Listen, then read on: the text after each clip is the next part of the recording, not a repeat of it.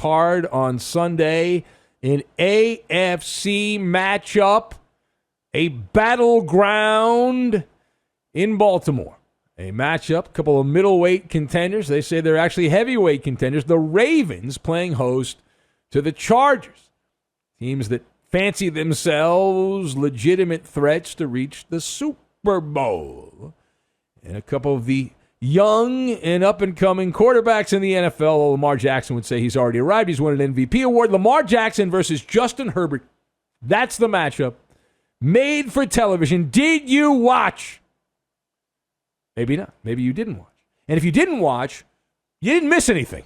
A stable of running backs, many of them that used to be good but haven't been good in a while. The running back rejects ran for 187 yards in unison with Lamar Jackson and 3 touchdowns. Baltimore in cruise control, a 34-6 beatdown of the Bolts in Baltimore. So let us discuss the question.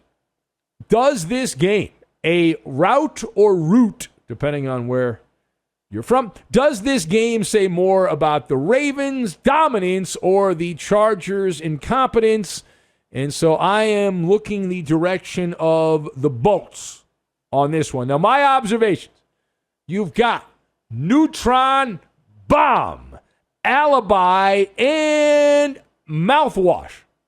And we will lock all of these things together in this Maller monologue, which will dazzle you, blow you away. Unless it doesn't. All right, so number one. The better story is in the losing locker room. The Chargers feeling good about themselves heading into this game. They had wins at Kansas City, at home against Cleveland, the game I was at. And this game, though, against the Ravens was what? It was a measuring stick game, a placement test, battle of first-place teams. The Chargers are going to have to replay that game. They're going to have to retake the exam here. They did not pass the test as they ended up running into a neutron bomb in Baltimore. Lamar Jackson, who wasn't even good. He has been much better this year. This was not a number one Lamar Jackson. And yet the Ravens still win in a laugher. Lamar only had 167 yards passing, averaged barely over 6 yards per pass attempt, was sacked 3 times, had a couple of interceptions. That's not good. He had 51 yards on the ground, which is also by Lamar Jackson standards. He's like, well, that is containing Lamar Jackson. And with those kind of numbers, if I said before the game, those will be the stats for Lamar Jackson, you would say, okay, how many points did the Chargers win by? You would blindly take that. Right? You would assume, at the very least, that the Chargers would have an opportunity to win that game. You would assume wrong. Baltimore was up 17-0 before the Chargers got their lone score of the game, and as the Chargers have been known to do, they missed the extra point. So L.A. Was shut out in the second half. The Ravens, who going into this game, you're like, okay, what's going to happen here? You think it'll be a close game. A lot of people were all jonesed up about the Chargers. But the Ravens taking advantage of the NFL's worst run defense. It was a running fiesta for Baltimore. 187 yards on the ground. That bears repeating. And it was, as we said, all rejects. It was all people nobody else wanted in the NFL. Le'Veon Bell, who's bounced around, sucked with the Jets, did nothing of note with Kansas City, and he's hanging out there. Devontae Freeman, he's bounced around the NFL. Latavius Murray, another. These are vagabond running backs, and collectively, and granted, it was mostly Devontae Freeman and Latavius Murray, but collectively, they carried the weight. And all 3 of them got in the end zone. I mean, just to prove that the Charger defense is as bad as their numbers indicate they are, when these guys, the guys that were on the outside looking in when the season began, right, and a week before the season, they didn't have jobs, and now you're like, whoa, wait a minute. All right, secondly, so the Chargers, that's the story, the losing locker room. They malfunctioned on both sides of the ball. Not only did they not stop the run, which they haven't done all year, Justin Herbert, who has been the toast of the NFL, the darling. Oh, he's so good. Oh, my. Well, not in this game. Talking is, you watch these pregame shows, when they bring up the Chargers, they are slobber, slobber, slobber. It's the Manny and the Petty. Manny and the Petty for Justin Herbert. And here he was going against you know where the Ravens' pass defense ranked coming into this game? 28th in the NFL. There are only 32 teams. The Ravens were 28 at stopping the pass. So you would assume the position going in, based on past results, that the Chargers would be able to matriculate the ball down the field against the Ravens' pass defense. Even if they couldn't stop the Ravens on the ground, which they clearly couldn't, they'd still be able to move the ball. Well, the results are in, and Justin Herbert had just 195 passing yards, 81 yards passing in the second half. He couldn't even fatten the stat sheet up in the second half when typically in a blowout, and the game was lopsided at halftime, you get some garbage time numbers, and you're the stat bandit in the second half. He couldn't even be the stat bandit. He averaged a measly 5 yards per pass attempt. That's horrific. I mean, these are not the numbers that you would expect of a budding star in the NFL, especially considering Baltimore's pass defense and how bad it is. Now, as always, the quarterback defenders league, no matter who the quarterback is, there's always the toadies in the media that have an alibi. Now, when the quarterback plays well, it's all the quarterback. When the quarterback doesn't play well, it's point fingers over here, over there, in the back, everywhere, right? They always have an alibi. Got to have a scapegoat. And the Chargers and really the NFL media that have pumped up Justin Herbert, blaming the receivers, right? Bad hands by the receivers, a lot of drop passes there.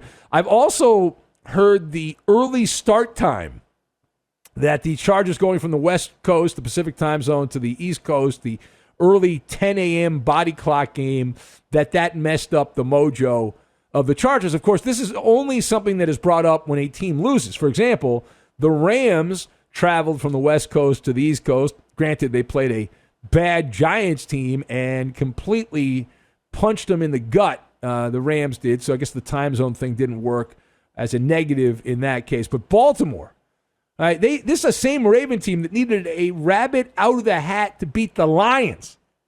Right? They needed that 60-plus yard, 66-yard field goal to win that game in Detroit. Ravens had won the first 4 games they had won this year by an average of barely 6 points per game. And yet, going to the fourth quarter of this game against the Chargers, the Ravens had a 4-touchdown lead. This is completely out of left field. All right, final point. Now, for Lamar Jackson in Baltimore, this game, what I call it is a mouthwash special. Why do I call it a mouthwash special? I'm glad you asked. Because this helps them further get that rotten taste out of their mouth from way back at the beginning of the season when they went out against then John Gruden, persona non grata anymore, but John Gruden of the Raiders. And it was Vegas, baby, that got the win. But ever since then, Baltimore, with some help by the compliant Ravens running back, fumbling the ball away there, the Chiefs running back against the Ravens, Baltimore now, they have, at this moment, the best record in the American Football Conference. They're 5-1, pending the outcome of Tennessee, and here we go, Buffalo, in the Monday night game. And this is the largest win, I read this earlier, largest win for the Ravens against an opponent with an 800 or better winning percentage, although it's still relatively early in the season. But the Ravens enjoying the heck out of this, and it's upward and onward now for Lamar Jackson. A big AFC divisional matchup for the Ravens in the AFC North against the Bengals. Are you kidding me? Well, that's the next game for Baltimore next week in Maryland. Then they have the bye after that. So the Ravens have one more game, and then they get the bye week, and they still have all of their divisional games. They've yet to play a divisional game 5-1 outside of the division, and they got the Bengals and the Browns and the Steelers and all that lined up here on the docket, on the schedule. All right, let's go to the Chargers locker room. That's where the story is here. Brandon Staley, the old Ram defensive coordinator, who's now the head coach of the Crosstown Chargers. And here is the coach of the Chargers commenting on his quarterback and his lack of execution by Justin Herbert. In a game like that, where it gets away from you a little bit, I think you can tell a lot about your quarterback. I thought he was strong with the ball. I thought he took care of it. And, I thought he hung tough. We need to do a better job playing around him. Justin, I thought, hung tough and gave us a chance. Gave you a chance. You were down 17-0. Would you stop? All right, here's more from Brandon Staley, the coach of the Chargers, and taking the temperature in the locker room as the Chargers head into a little vacation, a little week off here during the season, the bye. I think we lost to a really good team today. I think that is a perennial division champion, a perennial playoff team. They've been to the playoffs 13 out of 14 years with John as the head coach. They've won a Super Bowl. This is a championship caliber team. They have an MVP quarterback. They outplayed us and outcoached us today. But I know that we've played 6 really good teams. We're 4-2. We've beat 4 really good teams, and we've lost to 2 really good teams. And that's what I told the team. I think that's where the truth is. And I think where we need to go is we need to learn from this game. The bye's coming at a good time for us, get rested up, and then come back and be ready to go against a really good New England team. Yeah. Spin from the Chargers coach. Now, Justin Herbert, the quarterback of the Chargers, pointing out that the Charger offense did not look very good. We didn't execute the way we wanted to. We didn't move the ball. We didn't convert on third down. I had that one turnover. You can't expect to turn the ball over, not move the ball like that, and expect to win. Okay, thank you. That's right out of sportscliche.com. If you can go to sportscliche.com, I am a contributor to that. The Chargers, 208 yards of offense. 208 yards of offense against a Ravens defense, which had not been good at all against the pass. And so the Ravens, 5-1, the Chargers at 4-2.